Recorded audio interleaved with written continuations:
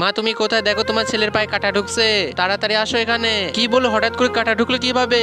কাটা ঢুকবে না, ওকে অনেকবার বলছে আবর্জনা রাস্তাতে না আসতে, আমার কথা তো শুনে না। দেখো কি অবস্থা হইলো। মা তাড়াতাড়ি পেরেকটা বের করো, আমার তো অনেক ব্যথা করছে।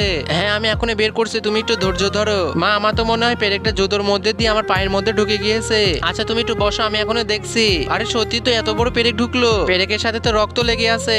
আচ্ছা প্রথমে আমাকে পেরেকটা বের করার জন্য জুতোটা খুলতে হবে, কিন্তু এ কি খুলছে না। চিন্টু তুমি টুল আর কেচি নিয়ে আসো তো। এ না মা, দুটো নিয়ে আসছি। বন্ধুরা আমি যদি আমার ছেলের পায়ের পেরেকটা বের করতে পারি তাহলে ভিডিওতে লাইক আর সাবস্ক্রাইব করে দিও।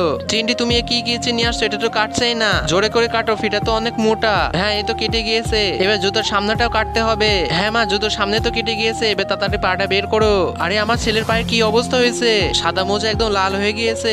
এর মানে যে কত রক্ত বের হয়েছে তাও তো জানি না। মা তাড়াতাড়ি বের করো।